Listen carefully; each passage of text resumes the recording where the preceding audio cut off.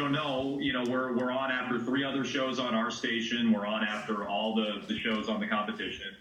And my goal is to, try to come up with something different than all the other shows. I'd like to come in at 6 o'clock when I cross over with Felger and Maz and hear them say, oh, hey, that's something different. Oh, hey, this is something that hasn't been talked about. I want to hear that, I want that from listeners. I don't want to come in and rehash something that's been out there all day. And sometimes that's unavoidable. Like a day like today, Nate Solder is going to be a dominant topic, I would imagine. Just like yesterday was Malcolm Butler, and this morning was Malcolm Butler. So, if it's a dominant topic like that, there's going to be some overlap, but you want to differentiate yourself. So something that I really try to do is, I read a lot during the day. That sounds basic.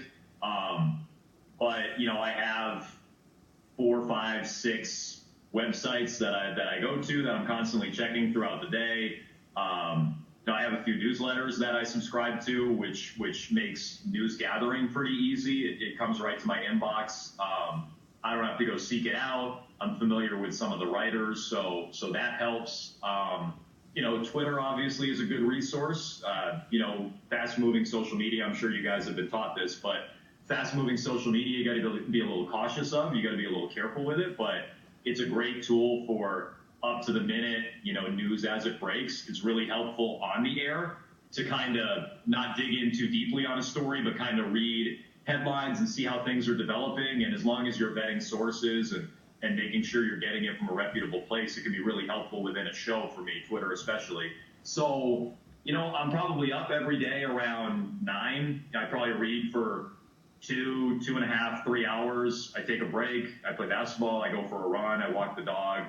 I come back. I have lunch. I do probably another maybe hour or 2 before the show, before I leave to go in for the show.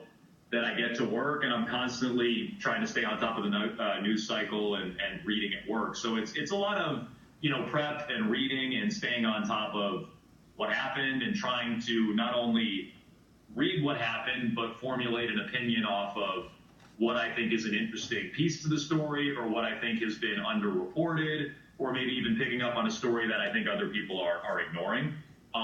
So again, to do that, you gotta see a lot. I listen a little bit, mostly during my commute in. I'll flip back and forth between the 2 stations. I'll listen a little bit to satellite just to see what's going on. So that's kind of my prep. As for the roles on the show, not every radio station is the same. The way we have it set up is it's me, it's Nick Cattles,